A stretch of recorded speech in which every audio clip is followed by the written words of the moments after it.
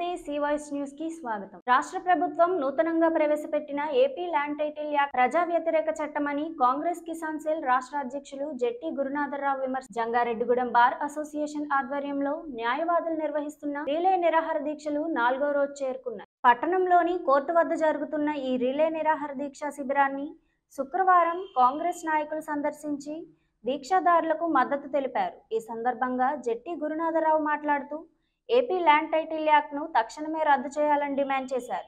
ఈ కార్యక్రమంలో bar association అధ్యక్షులు అచ్యుత శ్రీనివాసరావు, కాంగ్రెస్ నాయకులు ముప్పిడి శ్రీనివాసరావు, మద్దాల ప్రసాద్, హీరా హకీం తదితరులు పాల్గొన్నారు.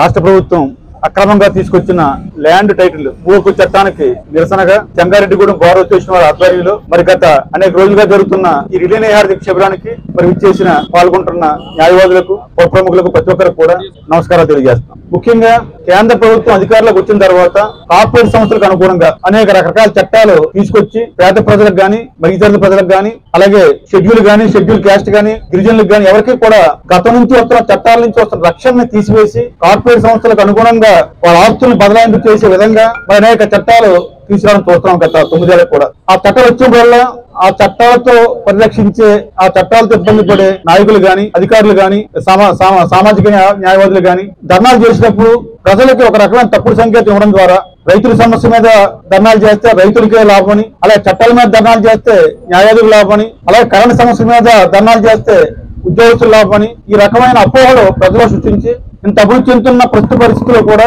ప్రజల్ని కుటుంబాల వారికి కూడా విభజించి వర్గాలు గమనించి మరి దేశాన్ని పూర్తిగా విచ్ఛిన్నం చేసే ప్రక్రియకు కేంద్ర ప్రభుత్వం స్వీకరించిన సంగతి అందరూ తెలుసు. ఈ భూ హక్కు చట్టం వల్ల ప్రజలందరూ కూడా పూర్తిగా ఆస్తిని వదులుకునే పరిస్థితి కూడా ఈ రోజు వస్తుంది. ఈ బిల్లు చట్టం రద్దు చేసే కార్యక్రమానికి కాంగ్రెస్ పార్టీ తరఫున కాకుండా ఒక సామాజిక వ్యక్తిగా ప్రతి ఒక్కరం కూడా మీ యొక్క న్యాయదర్శికి మద్దతు ఇస్తామని చెప్పి తెలియజేసుకుంటూ ఈ అవకాశం అందరికీ ధన్యవాదాలు చెప్పుకుంటూ సెలవు తీసుకుంటాం. ఈ వార్తలు ఇంతటితో సమాప్తం. నమస్కారం.